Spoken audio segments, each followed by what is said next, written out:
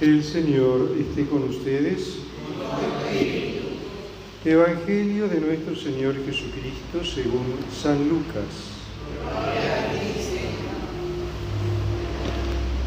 Como el pueblo estaba a la expectativa y todos se preguntaban si Juan Bautista no sería el Mesías, él tomó la palabra y les dijo: yo los bautizo con agua, pero viene uno que es más poderoso que yo, y yo ni siquiera soy digno de desatar la correa de sus sandalias.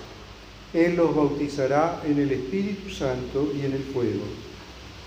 Todo el pueblo se hacía bautizar, y también fue bautizado Jesús. Y mientras estaba orando, se abrió el cielo y el Espíritu Santo descendió sobre él en forma corporal como una paloma. Se oyó entonces una voz del cielo: tú eres mi Hijo muy querido, en quien tengo puesta toda mi predilección. Palabra del Señor. Gloria a ti, Señor Jesús. Con esta celebración de la fiesta del bautismo del Señor, cerramos el tiempo de Navidad y abrimos la primera parte del tiempo ordinario, tiempo durante el año, que luego se va a interrumpir el martes de Carnaval, o sea, previo al miércoles de ceniza que vamos a comenzar la Cuaresma. Esta celebración del bautismo del Señor nos está trayendo otra de las tantas manifestaciones del Señor que vemos en este tiempo de Navidad. La primera manifestación del Señor fue la misma noche de Navidad, cuando se manifestó a los pastores, a los últimos, a los pobres entre los pobres. Se manifestó a ellos para darles, a través de los ángeles, para darles la buena noticia, la alegría del nacimiento del Salvador. Posteriormente, hace unos días, celebrábamos la Epifanía, o sea, el Día de Reyes, la manifestación del Señor a las naciones, en la persona de los Reyes Magos, que no eran reyes, tampoco eran magos, pero no importa, eran sabios que venían de Oriente. Están representadas todas las naciones de la tierra. Ellos seguían la estrella y vieron la estrella posarse en el lugar donde estaba Jesús con la Virgen y con San José. Y ahí entraron y adoraron al niño y le trajeron 3 presentes muy significativos. Le trajeron oro, símbolo de poder, símbolo de realeza. Jesús es rey. Le trajeron incienso, que es esa hierba aromática que se quema en honor de Dios. Es uno de los perfumes agradables a Dios, de los que nos habla el Antiguo Testamento. Y que aún hoy en día, aunque se ha perdido un poco la costumbre, desgraciadamente, también se usa en la liturgia de la Iglesia. Y se tendría que usar más a menudo. Y por último, porque Jesús es Dios, incienso porque Jesús es Dios. Y por último, mirra, porque Jesús es hombre.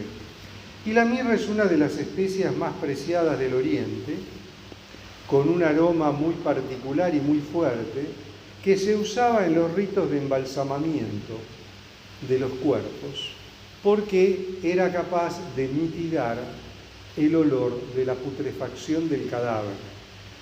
Entonces, era muy usada en los ritos de embalsamamiento. Entonces le traen estos 3 dones: oro porque es rey, incienso porque es Dios, mirra porque es hombre. Y aquí el Señor se manifiesta, Epifanía es manifestación, el Señor se manifiesta a las naciones de la tierra en la persona de estos magos de Oriente. La tradición nos dice que son 3. Y aquí, en la fiesta del bautismo del Señor, el Señor también se manifiesta, es otra epifanía del Señor. El Señor se manifiesta a su pueblo, al pueblo de Israel. pero no a todo el pueblo de Israel, sino a esa porción de los anahuim, de los pobres de Israel, a aquellos que lo estaban esperando. ¿Y quiénes eran los que lo esperaban? Aquellos que estaban esperando la venida del Salvador, esperaban el Mesías, esperaban al Redentor, y seguían a Juan el Bautista, que estaba anunciando que el Salvador estaba cerca. Y Juan el Bautista estaba predicando un bautismo de conversión para el perdón de los pecados. En este contexto, Jesús se hace bautizar por Juan, y aquí se produce una nueva epifanía. El Espíritu Santo desciende sobre Jesús en la forma corporal de una paloma, y la voz desde el cielo, la voz del Padre desde el cielo, dice: este es mi Hijo en quien tengo puesta toda mi complacencia. Este es mi Hijo, mi predilecto. Entonces, aquí el Señor se está manifestando a los pobres de Yahvé, a aquellos que están esperando la redención de Dios. Y acá vendría una pregunta importante, ¿no? Una de las preguntas del millón que tenemos hoy. Y es: ¿por qué Jesús se hace bautizar por Juan? El bautismo de Juan, lo dijimos antes, y lo dice el mismo Juan, es un bautismo de conversión para el perdón de los pecados. Pero Jesús, ¿de qué se tenía que convertir? Jesús no tenía pecado. Nosotros sabemos que Él comparte en todo la naturaleza humana, menos en el pecado. Por consiguiente, ¿qué sentido tiene el bautismo de Jesús? Y el bautismo de Jesús tiene mucho sentido. En primer lugar, Él, el santo de los santos, el santo de Dios, el más santo de todos, se sumerge en las aguas del Jordán, donde tantos otros se habían bautizado, manifestando su deseo de conversión para el perdón de los pecados y para esperar la venida del Mesías. Introduciéndose en las aguas del Jordán, Él está saneando las aguas del Jordán, las está purificando, y al mismo tiempo está asumiendo sobre sí mismo los pecados de la humanidad que luego va a entregar al Padre en la cruz. El bautismo de Jesús en el Jordán hay que leerlo en la clave o desde la clave de lectura del misterio de la redención. Jesús, bautizándose en el Jordán, sanea las aguas del río, asume sobre sí los pecados de la humanidad, esos pecados que tantos habían simbólicamente dejado en el río para bautizarse, para pedir el perdón de los pecados, manifestar su deseo de conversión y esperar la llegada del Salvador. Y el Señor asumirá los pecados de la humanidad que luego va a ofrecer en la cruz. Y una segunda pregunta: ¿qué diferencia hay entre el bautismo cristiano y el bautismo de Juan? El mismo Juan lo dice. Él dice: yo los bautizo con agua, pero vendrá uno detrás de mí, que yo no soy digno de desatar la correa de su sandalia, pero ese los va a bautizar con el Espíritu Santo y el fuego. El bautismo cristiano, a diferencia del bautismo de Juan, es un bautismo de regeneración. Es un bautismo que restablece en nosotros la gracia santificante que se perdió a través del pecado.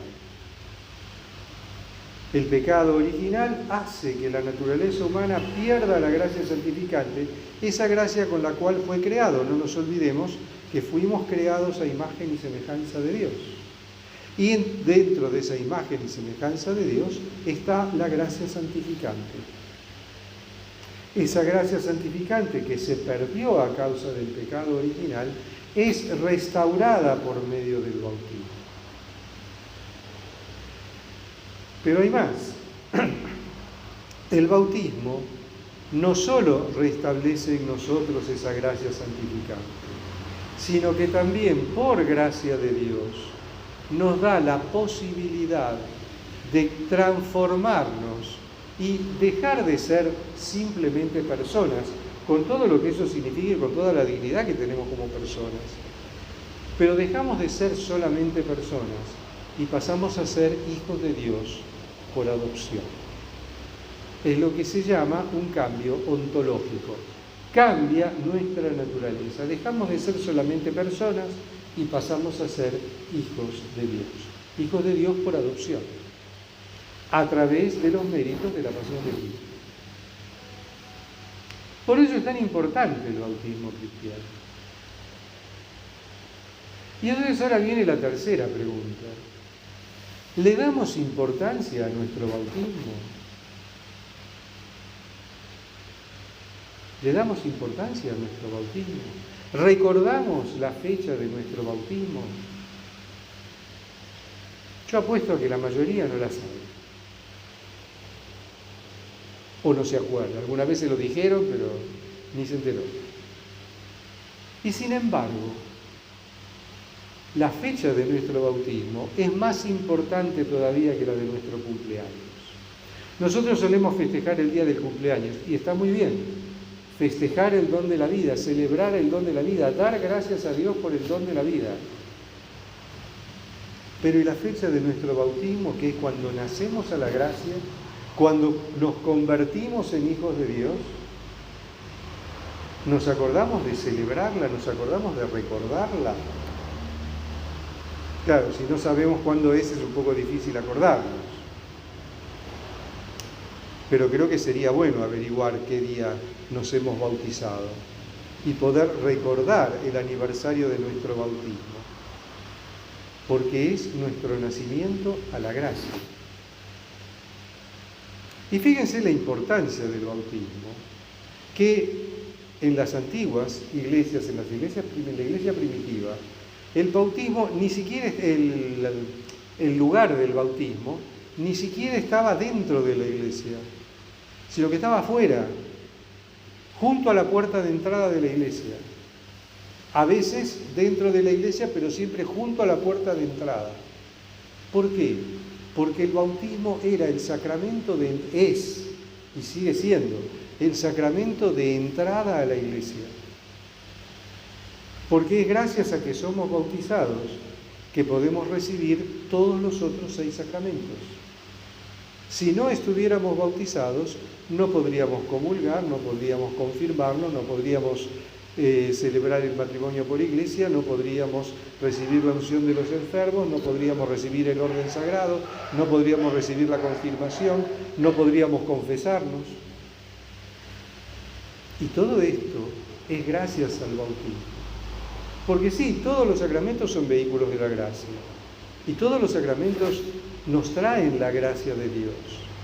Pero todos los sacramentos dependen del sacramento del bautismo, sin el cual no podemos recibir los otros. Por eso el bautismo es la puerta de entrada a la iglesia. Por eso también es sumamente importante tener en cuenta lo que significa pedir el bautismo de un hijo. Cuando pedimos el bautismo del hijo, no estamos solamente ante un acontecimiento social.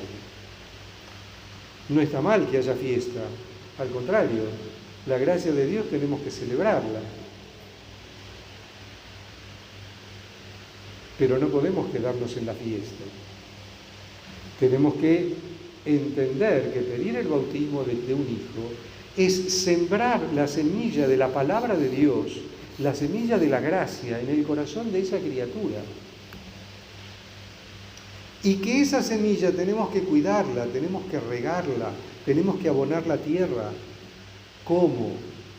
Enseñándole a conocer y amar a Dios, enseñándole a rezar, enseñándole a encontrarse con Dios, transmitiéndole nuestra fe, transmitiéndole la fe.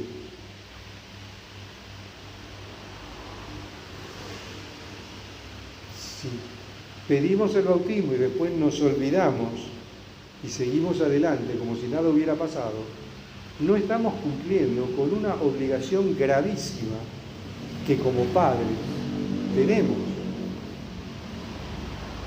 Lo mismo que cuando se eligen los padrinos del bautismo.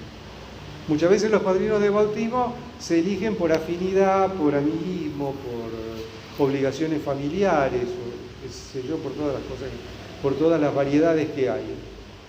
Pero el padrino de bautismo es aquel que tiene la obligación de ayudar y acompañar a los padres en la educación cristiana de esa criatura. Es más, tienen la obligación de reemplazarlos si los padres en algún momento vienen a faltar. Reemplazarlos en la formación cristiana. Entonces, si no son personas de fe, que tienen una buena formación, que viven coherentemente su vida de fe, no que viven de cualquier manera, sino que viven coherentemente su vida de fe. No podemos elegir a cualquiera como padrino de bautismo o madrina de bautismo simple y sencillamente porque nos cae bien o porque nos la impone una tradición familiar. Por eso es tan importante revalorizar en nuestro corazón y en nuestra mente y en nuestra práctica pastoral el sacramento del bautismo con todas las exigencias que eso conlleva.